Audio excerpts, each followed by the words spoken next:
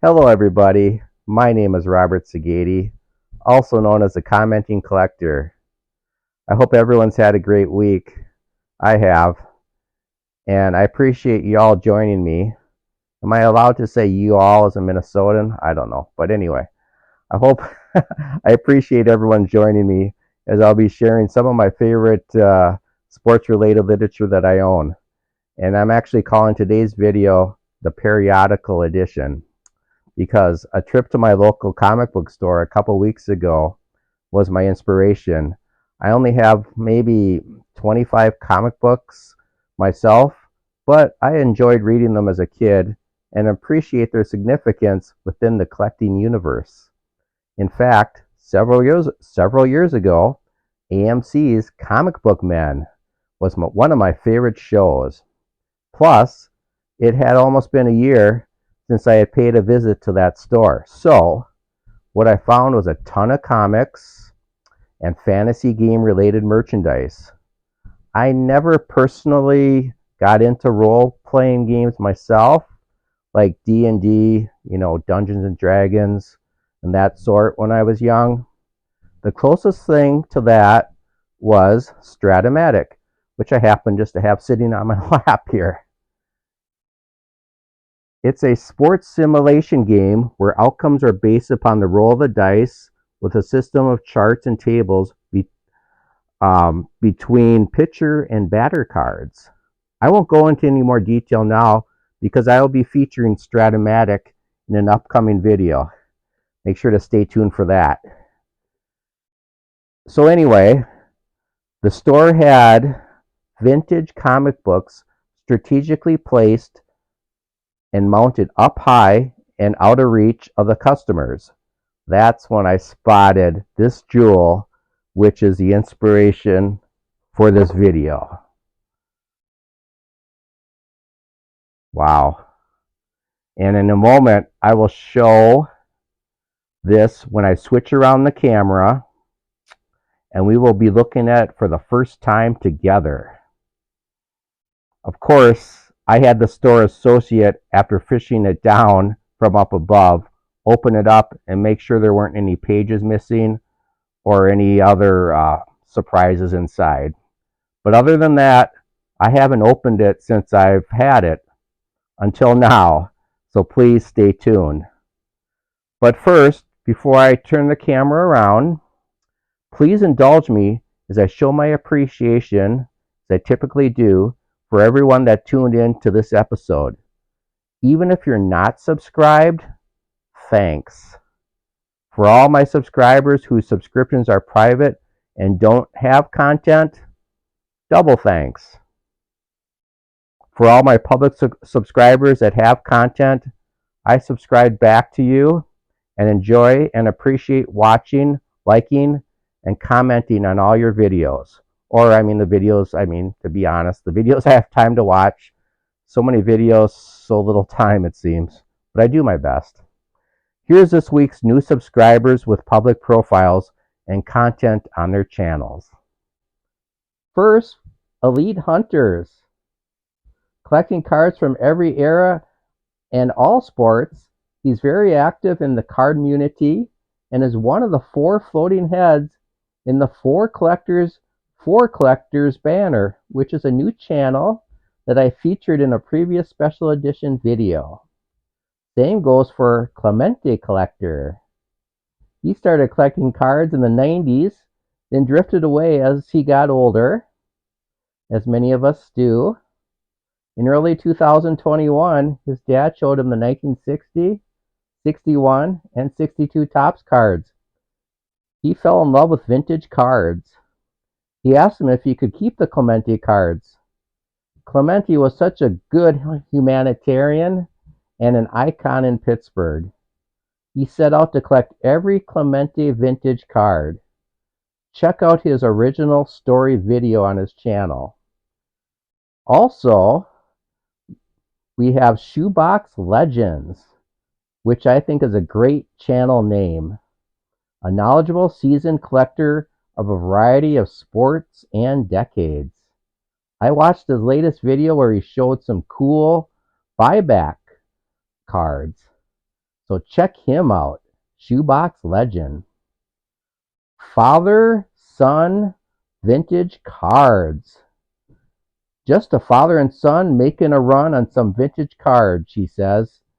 He's learning something new every day together and loving the hobby. I commented on one of his videos and I said, quote, you two, father and son, exemplify what card collecting should be all about, end quote. And I mean that. So check out Father Son Vintage Cards. And there is one late edition, and I guess I'm overwhelmed and appreciate they're coming in fast and furious. Collector Holic. Collector Holic is the name of this channel, which is about a variety of collections, whether it's comics, action figures, sports, cards, coins, etc. I love it all, and so do I, Collector Holic. He will also have lots of card breaks so everyone can watch him open packs of cards and pull the money cards as he kind of made a little joke. I like that. Oh yeah, he can't forget about the giveaways that he has on his channel too. And he says he loves giveaways, and don't we all? So make sure to give Collectoraholic a sub. Check out all the channels that I mentioned today and the past channels that I mentioned if you haven't already checked them out and subscribed. Um, okay, without further ado, because we already had enough ados, let's look at the Jackie Robinson book and other items. Okay, before we get back into the Jackie Robinson, I wanted to quickly show you a few neat comics slash baseball books that I've had since I was a kid. So as Brent Musburger used to say, you're looking live. This is the Savage She-Hulk #1. And I knew when I bought it at my local drugstore back in 1980 that I had missed the boat getting the Hulk #1. Just so happens on the back I've got my earliest edition Hulk. So that was 133. So I was able to purchase the #1 copy of the She-Hulk. So I thought that would be a great future collectible. It says right on there, #1 collector's item issue. And besides all that, as you can see, She-Hulk is badass. So that's that. Show you a few more quickly. This is a sealed polybag 3-pack comic from 1967, featuring, as you can see, number 23 Phantom. Flip it over, number 6 Flash Gordon. And inside, which we'll never ever see because I'm never going to open them, is a book called Mandrake #6. And I bought this at a flea market about 40 years ago. Next, we have my oldest Marvel book, Fantastic Four, Volume 1, number 111. This is special because my dad bought it for me when I was a kid. So, yeah, it's my oldest Marvel book. Next, another one, #1 issued book, Raiders of the Lost Ark, 1981. It's another one that I bought for myself when it was released. Another #1 in my collection, Captain Savage, #1, 1968. I mean, look at how cool that looks.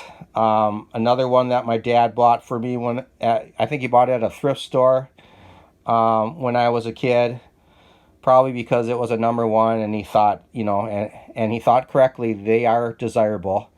This isn't going to be big bucks or anything, but it is 1968 #1. It's never a series that really gain any traction, so it's not going to be valuable, but it's something I cherish in my collection. And the last comic book the Partridge Family. It's number 9. It's 1972. I bought this at a bookstore just a few years ago. It was really cheap because, of course, I love the pop culture television tie-in that is the Partridge Family. So that's cool. Winter scenes. Now I want to show you some books in my collection. This is actually the envelope that it arrived in the mail way back, I imagine, in 1981. So that's over 40 years ago. And it is the Topps Home Run Book. It was basically a premium that I earned by sending in those scratch-off games that were inside the packs of the 1981 Topps Wax packs. And what's kind of neat about this, it's so stiff because it's hardly ever even been read. Just like it's mint condition. But kind of what sets this apart is I put it in a penny sleeve. I actually have the little note that it came with, and you can read it. It was called Hit to Win Game. And I know all you collectors, especially with the 81 Topps set, are familiar with those little scratch-off games in there. So this is one of the prizes that I won. And I'll show you the other thing that I got from that same little contest. Were these sets of cards. And I'm not going to go through them on this video. I'll definitely show these on another video because they're just oversized cards, and they got the Topps. Here's the Mike Schmitz on back, and it's basically all the all-stars of the time inside this pack of cards. So, lastly, I want to show, before I show the Jackie, here's a 1953 Dell Major League Baseball Annual. And what really attracted me to this, and I've had this for quite some time. I think I bought it at a thrift store. It's in pretty rough shape, but if you look at the back, here's the man himself. And what an insightful caption. Mickey Mantle, baseball's future great. And I say it's insightful because remember, this is 1953. And of course, Mickey did go on to be one of the greatest of all times as he avoided serious injury. I mean, he did have that major injury towards the end of his career when he stumbled across a water or a sprinkler head and ripped up his knee. But other than that, he had a good long career, and he racked up the stats and the championships. And he also, and this is a pertinent statement today, he stayed out of trouble as far as he was never considered a criminal. So he definitely did fulfill the prophecy of baseball's future great. So, here we go. This is the main event for this video. It's the Jackie Robinson. When I saw this comic book at the Source, it's called the Source Comics in Roseville, Minnesota, I knew I had to have it because it's a great hybrid of both the comic and baseball worlds. This is a 1950 number 3, and as you can see, I got it for $50. Mainly because it's got this little chunk missing. Obviously, that's going to detract on the value, which is actually fine. That's a blessing for me because this is the only way I could probably afford it. So, to put this 1950 book in context with its era of baseball cards, you've got your, of course, iconic 1949 Bowman number 50 rookie card. You've got your 1950 Bowman number 22 Jackie. And you've got your 1950 All-Star Baseball pinups. All when this book was released. So let's open it up and see what we have inside.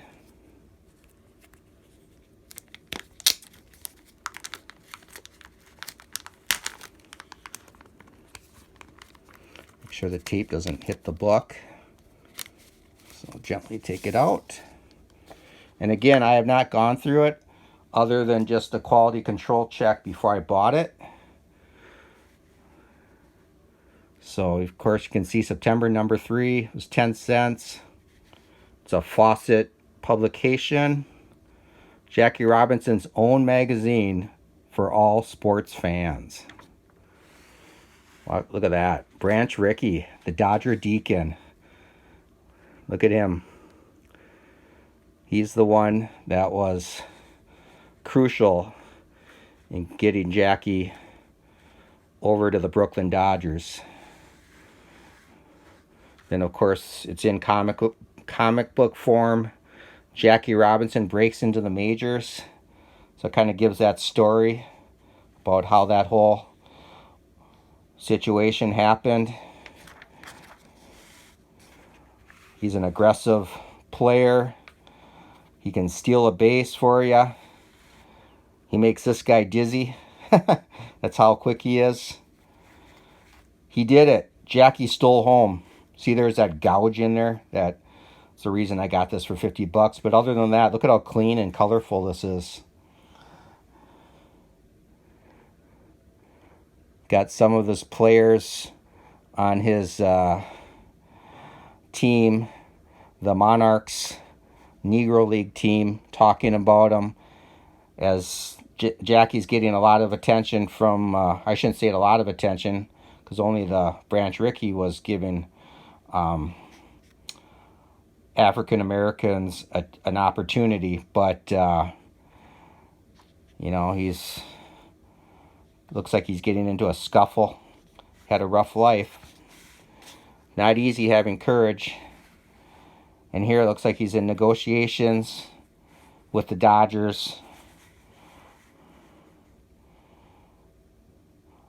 And look at that. Kind of illustrates, this is back in 1950, mind you. Jackie Robinson, don't try to play ball here. A friend. I'm sure this was definitely sanitized. I'm sure he got a lot more nastier threats than that.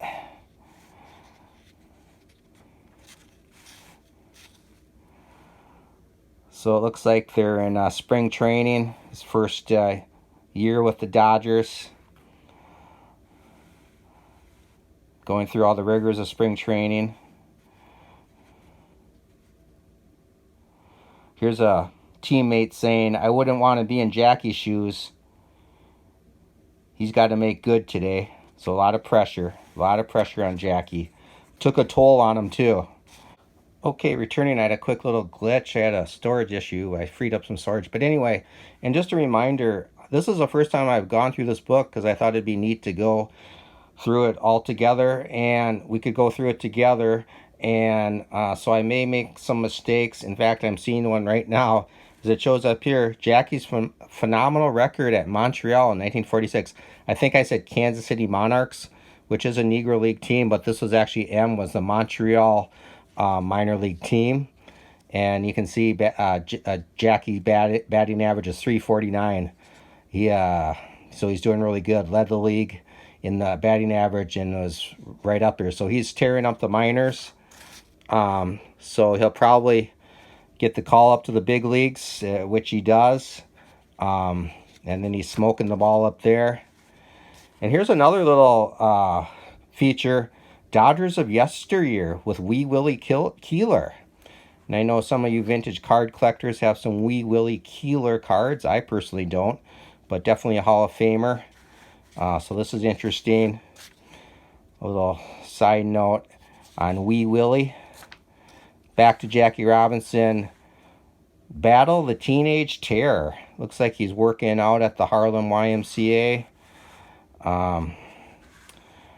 Looks like he's kind of showing how he's in the community and he's probably doing good things in the community, helping out the YMCA.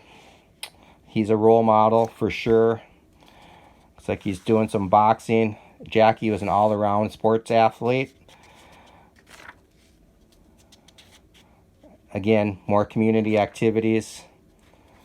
And here's a story on Jackie Robinson. Apparently it's called It Happened in Brooklyn by Charles Dexter. This is just an article. Be interesting read. Here's another story on Jackie Robinson called Rides the Whirlwind. Look at that. He's playing football, track, all-around athlete. It's kind of like a Jim Brown. Yeah, just a great athlete. I just love how the colors pop. Really good condition other than that chunk right there. It's really good condition book. But anyway, yeah, this is just an awesome piece of baseball history.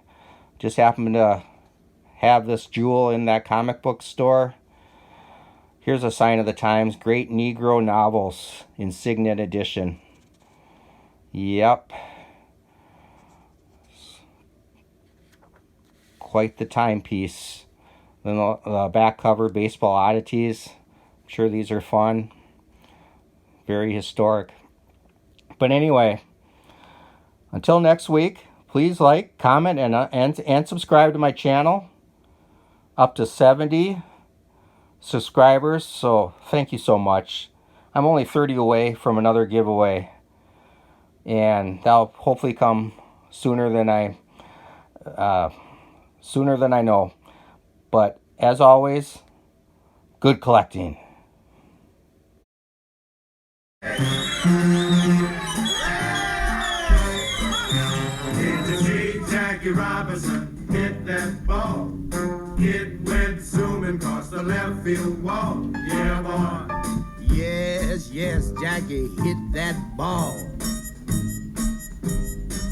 And when he swung his bat, the crowd went wild because he knocked that ball a solid mile. Yeah, boy. Yes, Jackie hit that ball.